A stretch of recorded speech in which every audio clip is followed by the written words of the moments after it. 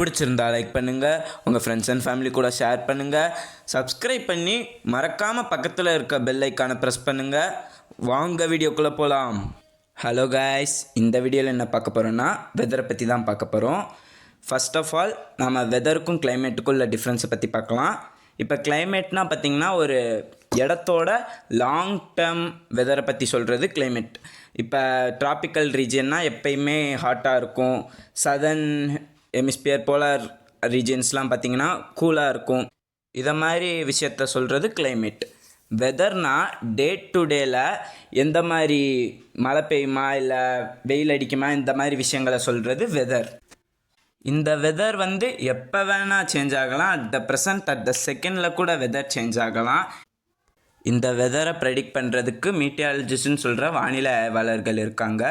அவங்க வெதரை ப்ரெடிக்ட் பண்ணி எந்த மாதிரி வானிலை இந்த சமயத்தில் இருக்குன்னு சொல்லுவாங்க.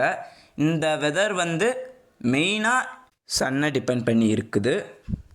எப்படின்னு பார்த்தீங்கன்னா, இந்த சன் வாட்டர் எவாப்ரேட் பண்ணுறது மூலயமா க்ளவுட்ஸ் ஃபார்ம் ஆகும்னு நம்மளுக்கு தெரியும். அந்த க்ளவுட்ஸ் மூலயமா மழை பெய்யலாம், இல்லைனா அந்த க்ளவுட்ஸ் ஃபார்ம் ஆகாமல் வெயில் அடிக்கலாம். இப்படி மெயின் ரீசனே வெதருக்கு சன் தான்.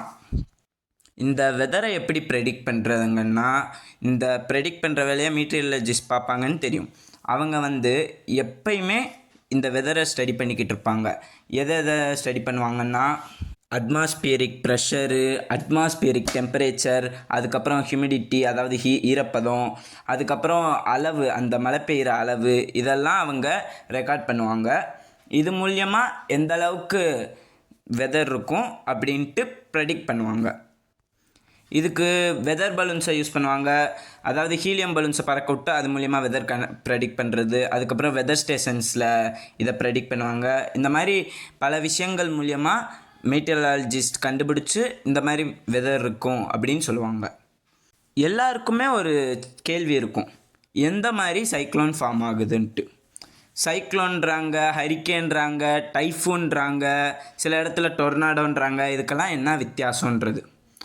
அதாவது சைக்ளோன்னா ரொம்ப ஸ்ட்ராங்கான விண்ட் ஃபோர்ஸோட விண்டு நம்ம லேண்டில் நோக்கி வீசுகிறது தான் சைக்ளோன்.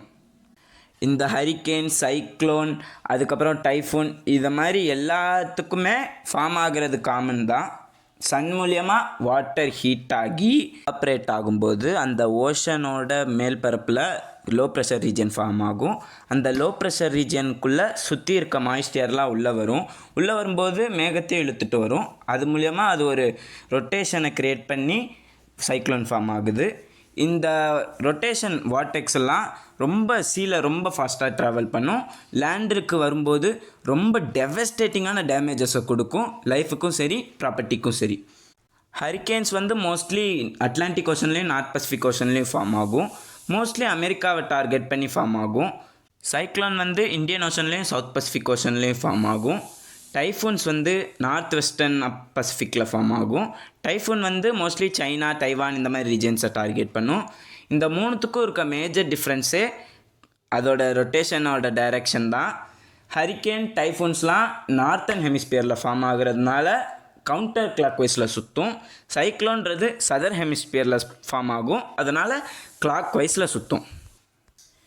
இடி எப்படி ஃபார்ம் ஆகுதுன்னு பார்க்கலாம். இப்போ வாட்டர் எவாப்ரேட் ஆகி க்ளவுட்ஸ் ஃபார்ம் ஆகும்போது அந்த ஸ்மால் ரெயின் பார்ட்டிகல்ஸ், அதாவது வாட்டர் பார்ட்டிகல்ஸ் ஒன்றோட ஒன்று உரசும்போது எலக்ட்ரிசிட்டி ஜென்ரேட் ஆகி அந்த எலக்ட்ரிசிட்டி அதிக வோல்டேஜில் இருக்கும்போது டிஸ்சார்ஜ் ஆகும். அந்த டிஸ்சார்ஜ் ஆகிற எனர்ஜியை தான் நம்ம கண்ணால் லைட்னிங்ட்டு பார்க்குறோம். நிறைய பேர் கவனிச்சிருப்பீங்க, அதாவது லைட்னிங் விழுந்த பின்னாடி தான் இடி இடிக்கும். அது ஏன்னா லைட்டோட ஸ்பீடு 3 lakh km/s நம்மளுக்கு தெரியும். அதே சமயத்தில் சவுண்டோட ஸ்பீடு 330 m/s தான். அதாவது 1 கிலோமீட்டர் கவர் பண்ணணுன்னாலே 3 செகண்ட் எடுக்கும் சவுண்டுக்கு.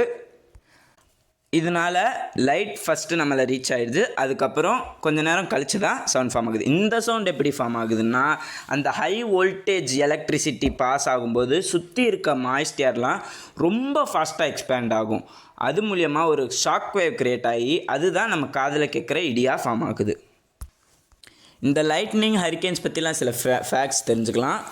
அந்த ஹரிக்கேனோட ஸ்பீடு 20 கிலோமீட்டர் பெர் ஹவர்ன்ற வேகத்தில் தான் இருக்கும். ஆனால் அந்த ஹரிக்கேன் கொடுக்குற விண்டோட ஸ்பீடு வந்து 300 கிலோமீட்டர் பெர் ஹவர் வேகத்தில் வீசும். ஒரு நாளைக்கு 2000 இடி இந்த உலகத்தில் இடிக்குது. டொர்னேடோஸ்லாம் பார்த்தீங்கன்னா லேண்டில் நடந்துச்சுன்னா அது பேர் லேண்ட் ஸ்பவுட்ஸ்ன்னு சொல்லுவாங்க, வாட்டரில் நடந்துச்சுன்னா அதை வாட்டர் ஸ்பவுட்ஸ்ன்னு சொல்லுவாங்க. நீங்கள் எந்த விஷயத்த புதுசாக கற்றுக்கிட்டீங்கன்னு கமெண்ட் பண்ணுங்கள். அதே மாதிரி நான் ஏதாவது தப்பாக சொல்லியிருந்தேனாலும் அதை பற்றியும் கமெண்ட் பண்ணுங்கள். இந்த உலகத்தில் தெரிஞ்சுக்க வேண்டிய விஷயம் நிறைய இருக்குது, நம்ம சேர்ந்து தெரிஞ்சுக்குவோம். தேங்க்யூ.